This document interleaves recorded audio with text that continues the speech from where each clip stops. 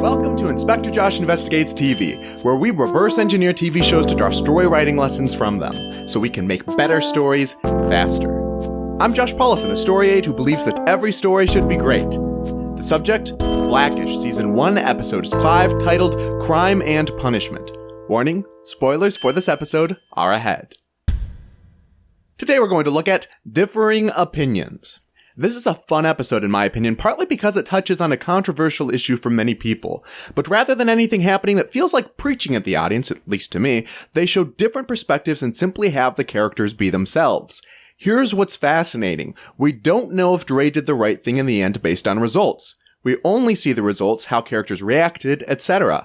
This allows audiences to draw conclusions based on what happened in the story, not simply based on what the creators may or may not believe about spanking, which is what this episode's about. There's some satire here, but for example, when Dre brings up spanking to his coworkers... Were any of you spanked as kids? Sure was. You know, my mom used to put rings on just to spank me. My mom used to crack me in the skull with a rolling pin. Who thinks they were better off being spanked? Oh, amen. I do, definitely. Well, I'm convinced. I'm gonna spank my son. That's a terrible idea. Whoa. Now, wait a minute. You were talking about your own child? Yes. What are you, a monster? I thought you guys were all for spanking. In the abstract, yeah, but you don't hit your own child. Who does that? They highlight different opinions and reactions, and then we see how the different kids respond. But throughout, we aren't really given a definitive answer. We're just shown how it impacts people. This results in an episode that tackles a lot of interesting viewpoints and yet is conversational.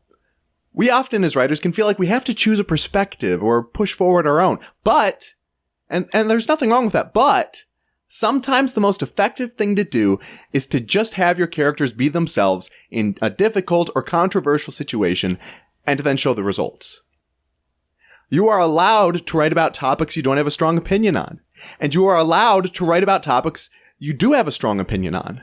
If you don't have a strong opinion, telling the truth still creates a more relatable story.